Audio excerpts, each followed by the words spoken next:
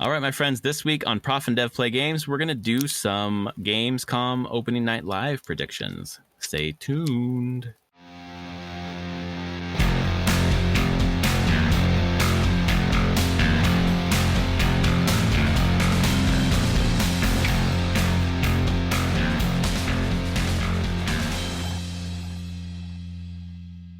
All right, my friends, welcome to episode 491 of Prof and Dev Play Games. My name is Larry, the professor at Prof Plays Games on Blue Sky. Over there is Anthony, the dev at SummerSpeak on Blue Sky. How are you this weekend, man? I'm doing okay. It's been a pretty chill weekend overall, which is much needed. I need my weekends to relax a little bit. Yeah, for sure. But yeah, it's been good. How's your weekend been? It's been good. This has been a good weekend. I had some fun with my daughter, playing a bunch of Magic. We've been doing a lot of reading. Played some... Actually, no, we watched some Beard Bear playthroughs of Age of Calamity and played a little bit ourselves, trying to unlock Suga. Age of Calamity is just like so much fucking harder than it should be, even on easy. Not because of the battling or whatever, but because of like the win con. You have to be like in the north part of the map to save some Yiga Blade Master, and the south part of the map. You have to be in like 4 places at once, and it's really like, whereas I guess in this one you can like command your folks to go elsewhere too, but they kind of aren't very smart when you send them on their own, and just the losing conditions pop up way too often. It's like we're still trying to defeat 3 of the fucking Water Blight, Thunder Blight, whatever Ganons. And I'm supposed to be across the map helping some Yiga Blade Master, and that just fucking fails. It's like, wow. If there was more time to do all these things. So anyway, we love that game. We've beaten it, but it is harder than I thought it would be. Okay. Yeah, so there you go. There's my rant. That's my weekend. This week, I have another pack to crack. This is, I think it's a 2021 set. It's Innistrad Midnight Hunt draft booster. Sometime around in there. I wasn't playing at that point, but that sounds about right. I wasn't either, yeah. The pack says copyright 2021, so I'm going to go with that. And let's see what's... Innistrad is my favorite plane, so... Innistrad is? Oh, cool. Yeah, I love Innistrad. Give me your werewolves and vampires. Oh, there's some fucking cool art in here. I don't know. Yes, there is. I don't know what the fuck this is. It's a blank card that says you can use this card to represent a double-faced card that you can... Okay. Yeah, they've been doing that since the original Innistrad. Because Innistrad, the first set back in like 2011, 2012, 2010. Oh God, how old am I? Very. Yeah. It was the first set that had double-faced cards. Oh, okay. And so they did these things so that you could... Why did they include them?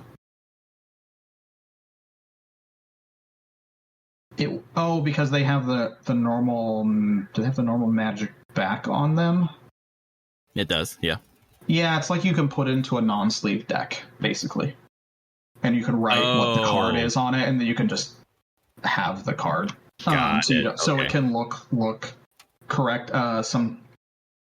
Yeah, I guess that makes sense because with a double-faced card, you automatically have to sleeve it. Yes. So yeah, that makes sense. Okay, I've got a Spirit Token 1/1 flying, which I could have used today in my Boros deck. I've got a mountain. It's a full art mountain that's black and white. Nice. It looks really cool. All right, so my rare, I guess this is backwards, starting with the rare. Okay. It's Willow Geist. It's a Tree Folk Spirit with Trample. It's a 1/1 with Trample. Oh, whenever one or more cards leave your graveyard, put a 1/1 counter on it, and then when it dies, you gain life equal to its power. Hound Tamer. It's a double-faced card. It is a human werewolf. Has Trample with 3/3, and then you flip it over, and it's a werewolf 4/4. Cool. Got Turn the Earth. 3 target cards in graveyards. They shuffle them into their libraries. You gain life. Nebelgast Intruder. Flash Flying 2/1. And then we've got just the general... Oh, it's a freaking common card. That's a double-faced card. Human Soldier that turns into a Spirit Soldier. Cool. Oh, yeah. Yeah, those are... Wait, what was that one? That's a Morning Patrol. Mourning. You can cast it from the graveyard. Disturb, yeah. I was going to say, yeah. Cost. That's cool, because then it dies, then it comes back as a ghost. Yeah, I don't have that one. I have another... That's neat. Card probably from this set. It's like a legendary that does that. It was a really cool card. I don't know who it was anymore. It's in my cards right here. But either way, yeah, it's a cool mechanic. I really like the Disturb mechanic. Yeah, that's really neat. And flavor-wise, it feels cool. Yeah. I've got a Celestus Sanctifier, which I don't understand what this says. It says, if it's neither day nor night, it becomes day. What is day and night? It's the mechanic for this was in the original Innistrad as well, and they kept it going. People hate it, but so normally it's nothing, but as that card says, it can become, if there's a card that references day and night, it has to do with like if a player casts spells on their turn or not. What is the day night thing? It's an annoying rule now. It was how like werewolves transformed. Sure. Wow, that sounds complicated. If it's day, so if the turn is day, as the turn begins, if the previous turn's active player didn't cast any spells, then it becomes night. Oh. If it's night, and the previous player casts 2 or more spells, it becomes day. It's always checked at the upkeep, and it's what the person did at the last players did. Yeah. And it in 1v1 it wasn't terrible. In Commander, you could imagine it's a nightmare. Yeah. Doesn't sound fun, to be honest. It's as hated as delving into the dungeon from the Forgotten Realms. From Forgotten Realms, yeah. Yeah. I've got Might of the Old Ways. Target creature gets 2/2. I've got Immolation. Creature gets 2/2. That's cool art with a weird, crazy ass border. Candle Grove Witch. Coven. At the beginning of combat, if you control 3 or more creatures with different powers, Candle Grove Witch gains flying. Okay. Zombie, Brimstone Vandal, Menace, Day and Night, whatever. And then the last one is Evolving Wilds. Sacrifice Evolving Wilds. Search the library for a basic land. You know, I could probably put that in a deck I'm building right now. Yes, you can. And it's a land. It says land on it. It says it right there, Anthony. I didn't realize it until you told me that. It's a land. You sacrifice it for another land to put it in the battlefield tapped, and you've done 2 landfalls that turn. Yep. Okay, this deck was worth it for that common card. Cool. It's a pretty good piece of art from it, too. It's beautiful. I really like that art. Yeah.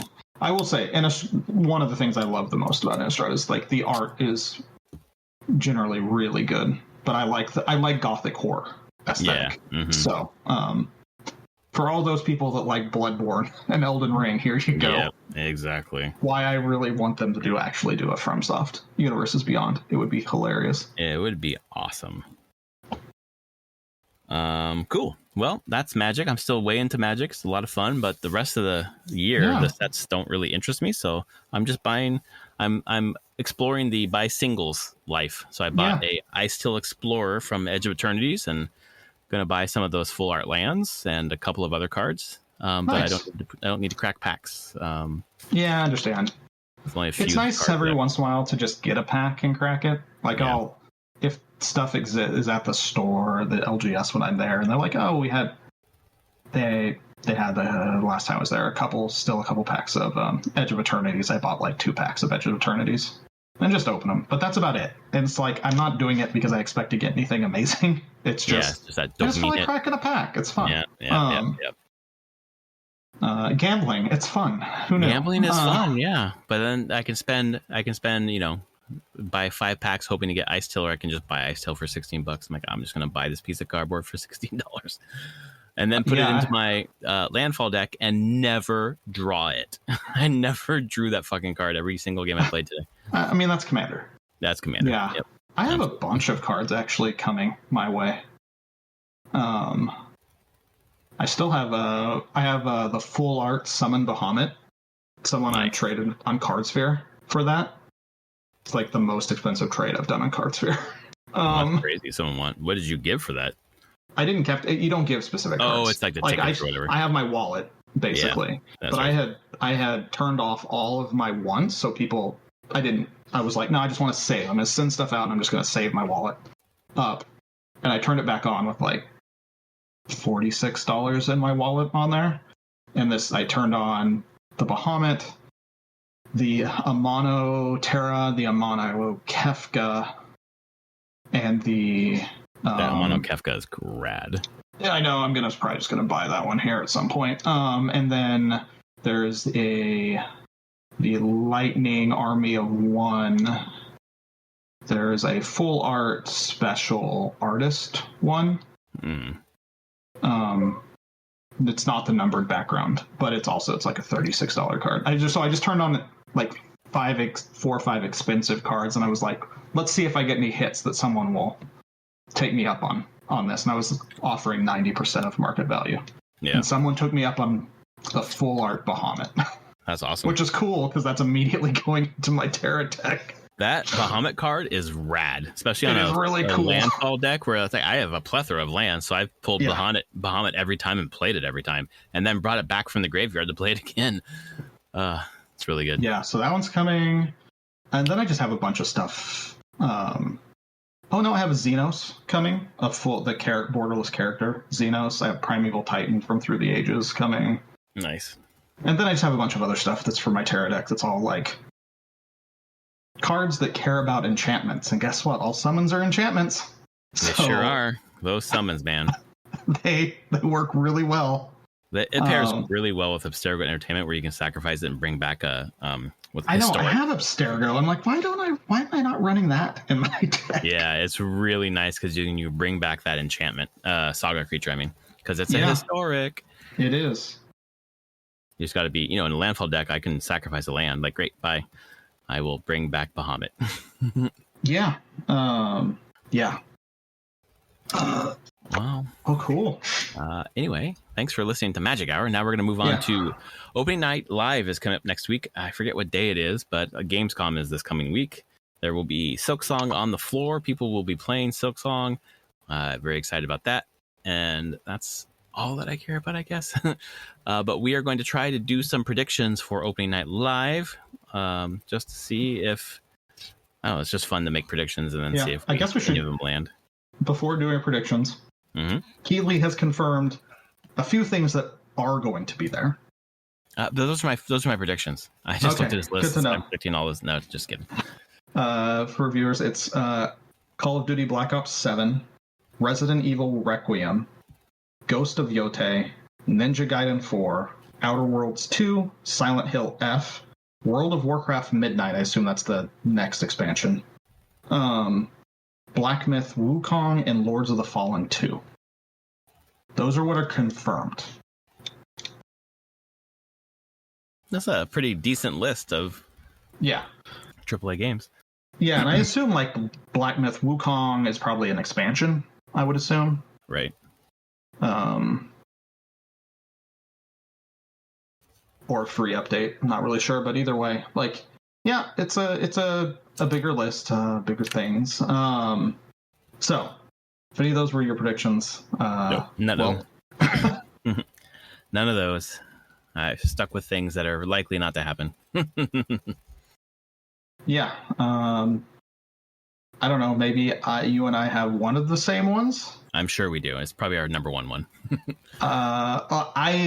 There'll be a Silksong trailer there with a date. Yep, that's my number one. Silksong release date. Finally, we're gonna get it without a doubt. Which means it won't go up. Right? I'll be wearing clown makeup. Yeah, I mean that's the thing. It's not, and if it doesn't go up, and I'm like, it's not coming this year. If there's no release date at Gamescom, you and I are gonna be racing.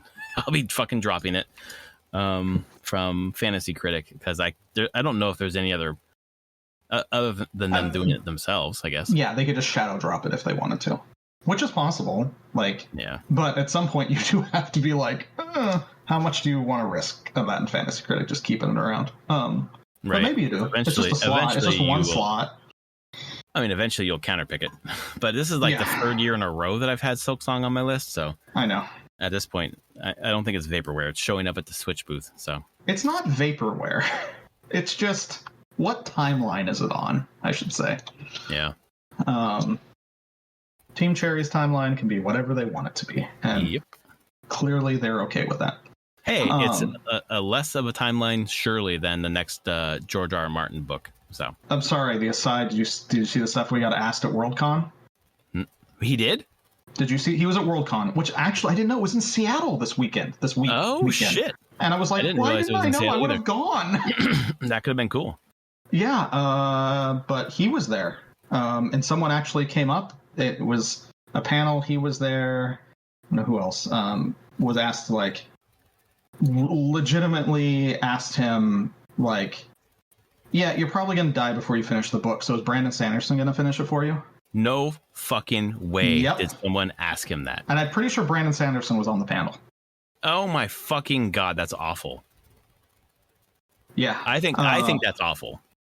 It is awful. And I really will go to the side of that he owes us nothing at all. He does. If he never wants to finish a thing, fine, whatever. Yep. Like, I'm not owed more books by him or anything. Like, I can be happy, but yeah. Here it is. So at Worldcon panel, someone told George R. R. Martin to his face that he is going to die soon, and started to ask whether Brandon Sanderson would finish his books, and everyone started to boo the person. Yeah. That is the appropriate response. That is a very inappropriate, awful question. It is. It's such bullshit. And I'm at this point, I'm like, you should just don't finish it, dude. People are going to act like that to your face. Just be like, fine. You know what? It was done. And now you'll never see it. I'm going to let it go burn all the manuscripts. Yep, exactly. I mean, he sucks on a deadline. There's just stress of a deadline he just can't handle. But also, I mean, he's fucking rich as fuck, living his life. Can't figure out where to go. I just think that the reception of the show ending just must have been a dagger, because D&D fucking ruined it. We talked about that over and over again. But yeah. I get it. There's a lot of things that coalesce to the thing of it being really the book series being incredibly hard to finish. More even than the TV show. The TV show consolidated a bunch of crap and didn't even bring up chunks of the book. Very little of Dance with Dragons was in there, to be honest. Yeah, or they just they just cut certain plot lines early on too. They were just like, nope, not doing that.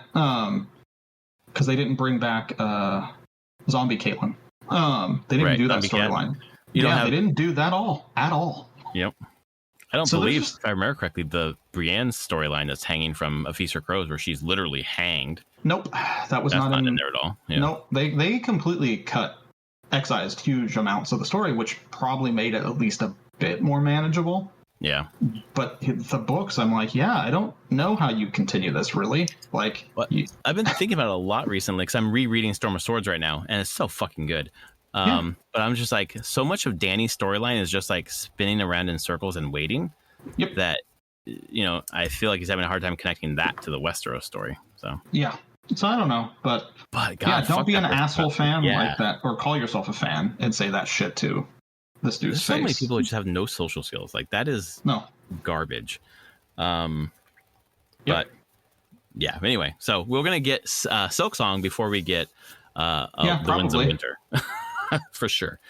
My second prediction is that we are going to get more news of more Xbox games on PS5, which I think is totally going to be some announcements, some new games. I don't know if it's going to be.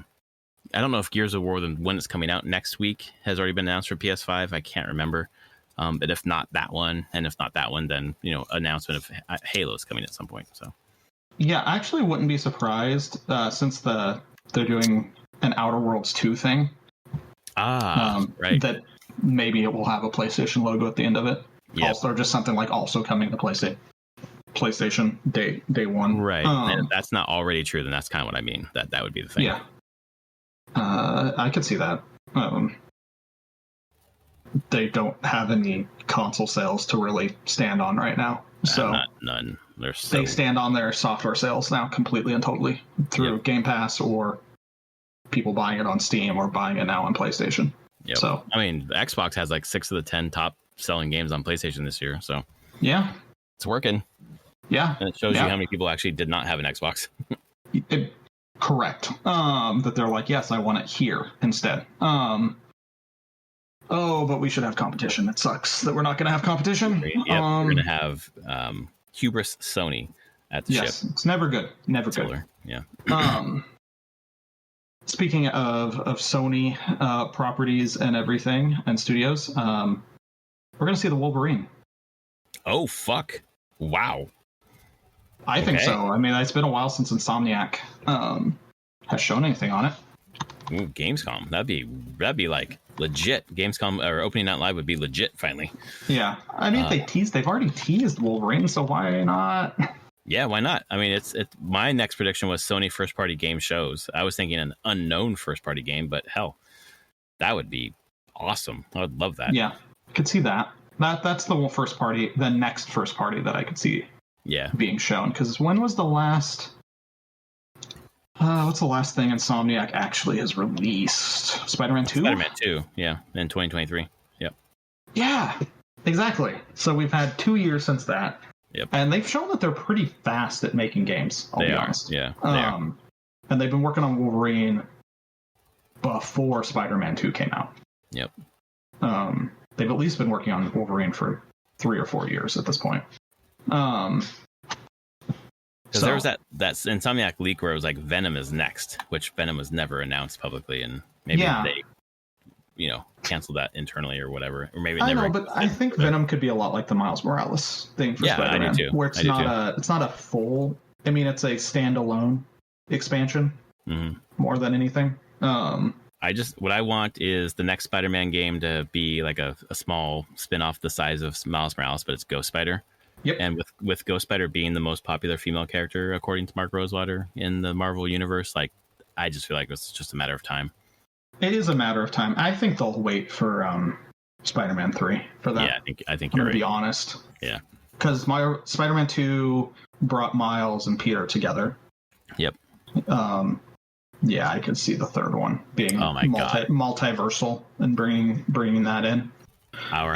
There is no legitimate easy way to just in the non-multiversal timeline stuff to bring in Ghost Spider. Yeah. It hinges on. There's too much that hinges on Gwen Stacy character. Although I haven't played the first Spider-Man or Spider-Man 2. Is Gwen Stacy in the first Spider-Man game? No. Is already past that point of his? Gwen Stacy's not in it at all, and they don't even reference her. No, not at all. All right, so no. Or they just completely changed Gwen Stacy's story. Yeah, I mean, it's their own kind of universe, so maybe. Yeah. But yeah, no, Wolverine. That's a bold prediction. That's great. I love it. I have a not bold prediction for you since it's Europe. I think Witcher 4 is going to show up in some manner. Maybe gameplay or maybe, I don't know what, but it'll be there. Yeah. I'm trying to think. Do you think anything else by CDPR is going to show up? Not unless they're they just did 2.3 for Cyberpunk. So, actually, the remake of Witcher 1 they're doing. Yeah. I think that has a possibility. Yeah, I feel like they'd want that out before 4. I do too. Or around the same time. It's fine if it comes out similar timeline, but yeah, I agree. Especially since they've farmed that out, I think, to another studio. So. They did, and I thought they pulled it back in though. Oh yeah, you know what? That might have been true. Yeah, either way, I feel like they want that because the first Witcher is just it's a rough experience. Amazing that franchise survived that first game. Yeah, that first game was fine, but it was like, oh. The second game is clunky. I mean, I put 10, 15 hours into it. It's clunky but playable, but the story is just superb. So everyone got better. They're definitely improving every time. So my other one is I feel like FromSoft is going to show something. Either Duskbloods again. Yeah. Or they're going to show off something new. Could always say it's Bloodborne 2. I doubt it. What about a remaster? Jesus. Number 2 on the list after Hollow Knight Silk Song. Yeah. but they've done Night Rain. We know Dustblood's coming to Switch 2. I feel like it's time for that they could tease something. Sekiro 2. Yeah, sure. There's a few things in their back catalog where I'm like, you could do this. If Bloodborne 2 is never going to happen. Yeah. Well, my last one here is around Ubisoft. I think there'll be a Black Flag remake. Remake or remaster? I've heard rumors of that. Yeah, but me too. It's been one of those ones I'm like, is it really going to happen with all the turmoil inside Ubisoft? I think it's more likely to happen because of the turmoil. Like we need a surefire banger from our past to remind people how great we are. Although I mean, fucking Shadows is really good. I'm sorry, but I don't know. Yeah, and Black Flag was fine. I enjoyed Black Flag overall. It's not one I feel like revisiting though. Like I did it, I put that down. I guess they've already done all the Ezio stuff at this point. Yep. To remaster that. I'm like, yeah, I guess you don't have a lot of other places to go. Right, they're not going to remaster 3, I don't think, so. No, and that's fine. Yeah, that's probably the safe bet, I'll be honest. I think so, yeah. They need something safe. And that's it, those are my predictions, that's all I got. I got nothing else. We'll see how completely wrong I am on all those. But, very wrong. These all sound amazing. If these things all happen at Opening Night Live, it'll be like one of the best showcases from the year, which is not usually what Opening Night Live is. So. Yeah.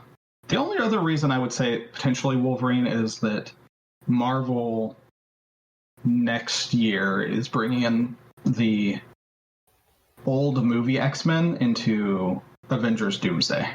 That's that. God damn, that would be great. I mean, Patrick Stewart, Ian McKellen are showing back or have been confirmed to be doing Charles X and Magneto again, and like, whoa, this is their last outing.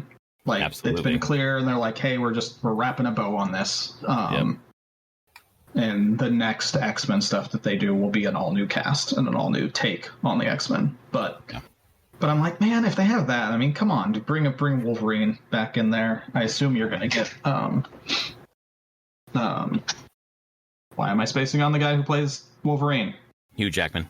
There we go. Like, I think he's been confirmed to be in there. I think Ryan Reynolds has been confirmed now to be like Deadpool in an actual, like, full-on Avengers movie. That's, oh my God, that's great.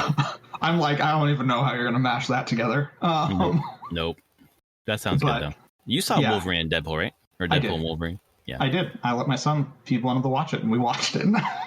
That intro, that beginning where it basically pulls up Wolverine from the end of Logan. I could not believe how great that was. I had to explain stuff to my son. He's like, what is going on? I'm like, okay, let's pause. I've got some jokes because I'm laughing because I understand the references. And I'm like, okay, we got to do some references here. He enjoyed it, though. And I'm like, you're 15. You're old enough for this. Yeah. Hold on. Stop. He's 15? Yeah. Holy fuck. No. Oh, my God. We're so old.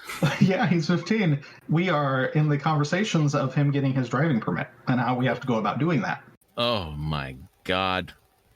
What the fuck? I would have bet thousands of dollars he was 13.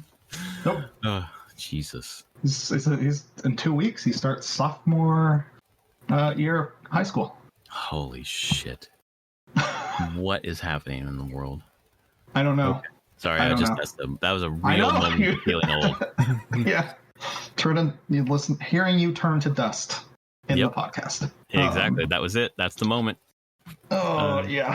Timestamp it. 9:25 p.m. on the 17th of August. 2025. Okay. Anyway, cool. So we got some predictions down. Why don't we move into if you have been playing anything this week? I played one thing. Because you and Travis both posted about it in the video games, and I had to log in and get a picture of my house in Final Fantasy XIV. I was like, I should just finish Dawn Trail. I'm close to done with Dawn Trail now. I have probably another couple hours, and then I'm gonna be done with it. So you're behind on the patches then? Oh yeah, I haven't done the patches. That's true. I'm gonna finish Dawn Trail Dawn Trail, and then I have 7.1, 7.1, 7.2, and 7.3 to get through. Yeah. But I was like, I should just do that. I kind of just slid right back into it. I played it Friday night, played a little bit Saturday, and played it today. Got to the very much the parts that are Final Fantasy IX inspired. Oh, that's awesome. Yeah, kind of. They're, I say inspired. It's very loosely inspired. It's not a like, oh. You're not going through Lindblom or something like that? No, but they reference Lindblom. They reference, and you're in Alexandria, but Alexandria does not look like the Alexandria of Final Fantasy IX. It's like, how would I talk about it? It's like fantasy castle city like 9 smashed together with like cyberpunk city. Oh, what the fuck? Like if that city had gone thousands of years of technological growth. It's a take. And definitely one of the main characters is not called Garnet, but is very much keyed around the character of Garnet. Oh wow. Like it's an interpretation. It's very much an interpretation, and it's like the city of Alexandria has been at war with Lindblom. Like, makes sense. So yeah, it's a lot. This is looser connections to 9 than they've done in like other references. Like the Crystal Tower is the Crystal Tower from 3, or is 4? Which game's Crystal Tower in? Well, I just played 3, and I don't remember Crystal Tower, but I also have a shitty memory. So let's go with 4. It might be 4. I get them. No, who's the enemy in 3? Big enemy. The Cloud of Darkness. No, that's 4. Golbez is 4. Okay, Crystal Tower's all that stuff, I'm pretty sure. What is Crystal Tower? Why can't I keep it all straight in my head? Crystal Tower. What are you referencing? Final Fantasy. It's Final Fantasy III, Crystal Tower. Jesus Christ. Okay, well, I just played through that, and I don't remember that, so there you go. That's my memory. It's where Zonde set up their base. Oh, yeah. Yeah, that's Crystal Tower, Final Fantasy III, and that Crystal Tower is a huge thing in Final Fantasy XIV, and it's very keyed around Final Fantasy III and the stuff there. Endwalker, post-game Endwalker, has a bunch of Final Fantasy IV stuff, like directly. Like you fight a character that calls themselves Golbez. Oh shit! And has all the bosses of 4, of Final Fantasy IV and all that. So sometimes they key closer to the game, to their references than others, and yeah, they're kind of, there's elements of 9 in what I'm playing, but it's not like they lifted Alexandria from 9 and plopped it in 14. But yeah, no, it's interesting. It's cool. I feel like this is the point where the story has gotten better, but it's still slow compared to the last couple expansions, which makes sense. This is setting foundational work for the next big chunk of story content. So a lot like if you're playing A Realm Reborn, the first 1.0, 2.0 stuff, is a little slow. I'll give it that. There's like 50 hours of slow before it starts paying off. That's a lot of slow. It is a lot of slow. It's just how it is. But mechanically, I enjoyed playing it and getting where I'm at. What now. level are you? 100. I just hit 100, which is max level right now. Because I'm giving you up to 70 on the free trial seems generous. That gets you through Stormblood. Okay. So that's the second expansion. That's right. Yep. So yeah, Shadowbringers and Endwalker and Dawn Trail are not included. Yeah. But yeah, it's a generous thing, and they upped that recently. When Dawn Trail came out, they increased the free trial to 70 from 60. Got it. So yeah, because I have it. I bought it on my PlayStation, but I can't play it unless I re-up my subscription. I'm like, I play so slowly that I'm just gonna do the free trial, and I couldn't find it on the PlayStation, so I just did it on PC. And to be honest, playing on the PC is the way to go for me, at least. Yes, it is.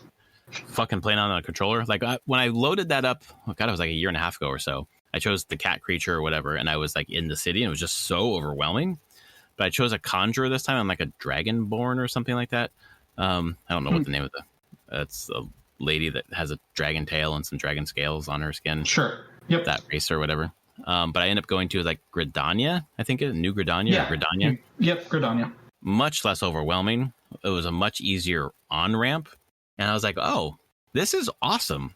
Like, this is so stupid because I know this is what this is. But I'm like, I'm living inside of a living, breathing Final Fantasy world. This is fucking cool.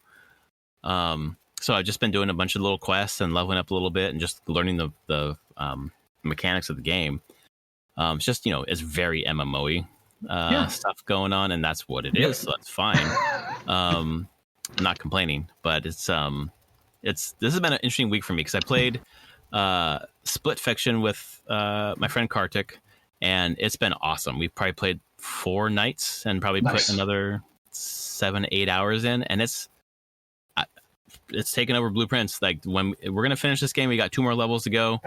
There's no, like, this is my number 1 with a bullet game this year. It is so well designed for co-op. It's unbelievable, and it's really well done. The story, some people complain about the writing. I think the main bad guy's writing is garbage, but the rest of it's pretty good. But just the mechanics, what you do, the variety, everything is just so fucking clever. And it never gets old. It's so great. The side stories are in the main levels. You go to a side story, so you do like kind of a different genre or different scenario or whatever, and it's just very different and all very clever and just so unique. It's so great. But other than that, I'm a psycho this week because my doctoral classes start tomorrow, so my free time at night is about to end. So I've been mainlining Final Fantasy IV, Final Fantasy IX, Final Fantasy XIV. That's what I've mostly been playing this week. Depends on what mood I'm in. If I want to play on the Switch, that's 4. If I want to play on the Steam Deck, that is 9. Or if I want to play in my booth on the PC, that's 14. So depending on what mood I'm in. But I'm probably 4 hours into 4, and it's fantastic. The story is incredible. It just plays really well, plays really easily. 9, I am through to almost the end of the inverted castle, Ibsen Castle. Mm-hmm. And realizing as I'm looking at the guide, I've been looking at the guide on IGN where it's like disc 1 has these, disc 2 has these, disc 3 has these. I'm like, oh, it's 3 discs. But then people keep saying that you can go back somewhere in disc 4 and do something. I was like, disc 4? And I touched the screen, my phone, and slid it over to the right, and there's a disc 4. Oh, I have not seen that the entire time I've been here. But disc 4 I was going to say, I was like, I'm pretty sure that game is 4 discs. Yeah, it's got 4 discs, but the 4th disc has like 3 areas, basically. Yeah, it's mostly cinematic. It's mostly cinematic, and then there are a bunch of bosses. Yeah, the reason why it's a 4th disc is they needed more room for cutscenes. That makes a lot of sense now. So I'm getting closer there. I love it. I think the characters are great. I still don't understand Amaranth that much. Sure. This one, he's like, I'm going to work alone. I'll race you to the top or whatever. But he's an interesting character. He has no card as far as I've seen in Final Fantasy Magic. So he does not. He did not get one in the Magic set. Yeah.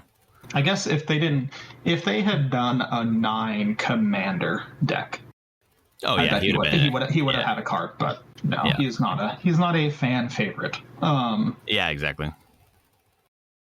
He's just not in it enough. It's like, I don't even care about this guy. I don't know. But they're all great. 4 is fantastic. 9 is fantastic. Playing 2 Final Fantasies that are going to rank as like my favorites at the same time is cool. And then playing 14 where it's just like, it's evoking a mood. And like, I just think this, I walked outside of this market town or whatever, and it was just raining. And I was just like standing in the rain watching fireworks in the sky. And I was like, this is fucking rad. I wish I would have picked this up a lot earlier. This is cooler than I gave it credit for.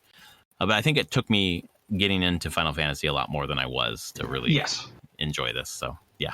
Yeah, you kind of need that. To a point. There's a lot of people during the pandemic came to Final Fantasy XIV from WoW because they didn't care about it being Final Fantasy. They just wanted a different MMO. Right. And like you said, Final Fantasy XIV has the vibe and tone of Final Fantasy, but it's an MMO. Yep. Like, if you've played WoW, you understand roughly the mechanics of 14. It is not a game where it's like, let's take the mechanics of Final Fantasy and put them in an MMO. It's like, no. Like, well, they'll take the vibe and the tone and setting and put it there. Yep. Which is fine. It's quite entertaining. I enjoyed it quite a bit. And like I said, if you do commit the hours to it, the absolute best Final Fantasy story that has ever been done. I think that's the thing that's going to keep me going, and it's going to be slow going, but that's fine. So slow. Yeah, that's kind of the slow burn to it, because you actually get to be. The one thing it does is it gives you hundreds of hours with certain characters, and that's great. Really start to care about like your companions and the characters around you. And I mean, I turned to the game and really got into it when it was pandemic time. You can go back when I decided to pick it up again, because it took three tries before I actually got hooked into it. And it was very much like an outlet of like the game. Every time it could be cynical, it never is. The characters are not cynical. Yeah. It's always about hope. It's always about guiding lights. And it just is, which is the vibe of Final Fantasy. Final Fantasy is not a game about cynicism or like ending on with depression or anything like that. It's like, no, hope is a thing is a theme that runs on all the games. I love that. Yeah, just what I need. That's really good. So it's been a lot of fun. It's been Final Fantasy overload between that and Final Fantasy Magic, building some Magic cards and or decks, and then playing with my daughter quite a bit. It's been Final Fantasy, and then my daughter's like super obsession with Sephiroth. I love it. I love it so much, and that's the I'm like, I wish I could say that's a villain who has like a redeeming arc, but none at all. Sephiroth is not like, the best you can give is like, oh, Sephiroth was experimented on and he kind of went crazy. Yep. And it feels bad. He got experimented on and went crazy, but there's no redemption to anything that he does. No. It's nope, screw that planet. I'm destroying it. Exactly. Like, my daughter was telling my neighbor while we were playing, she was like, I really like Sephiroth, but the game's T for teen, so I can't play it. So I have no idea what the character is like, but I know what the character's like in the stories that I tell. And he's a she in my stories, and she's really nice to everybody. Like, this is great. She's built her own Sephiroth. But yeah, if anyone who knows the story is like, wait, you like Sephiroth? What? You're like, well, keep that nice naivety about what the character really is for as long as you can. Exactly. When she plays it eventually, she's like, Dad, you never told me he was an asshole. Like, I tried to tell you. Not nice. Not at all. Not a single thing. Does she know that Sephiroth kills Aerith? Yes, absolutely. Yep. Okay. At least she knows that. Yep. But that's the bad Sephiroth. That's the boy Sephiroth. Girl Sephiroth would never do that. Okay. So that's where we are. It's fucking hilarious. It's great. I love it. She's got her pretend life going on with these characters, and carrying around the Sephiroth amiibo all weekend. When I pulled it time to when she wants to start writing, it's time to start writing some fanfic. Yes, some AU fanfic for Sephiroth, please. Exactly. Redeem him in the eyes of the world. Well, I think that's all I got for the podcast tonight, unless you have anything else, Anthony. No, I'm pretty good. Cool. We'll keep this as a short one, and we will be back next week to recap Gamescom, and if we have any predictions for PAX, although that's not really the kind of thing PAX is, we'll do that next week. Yeah. If you like us, please rate us on your podcast service of choice, and we will read your review here, and we'll see you next week. Later, everyone.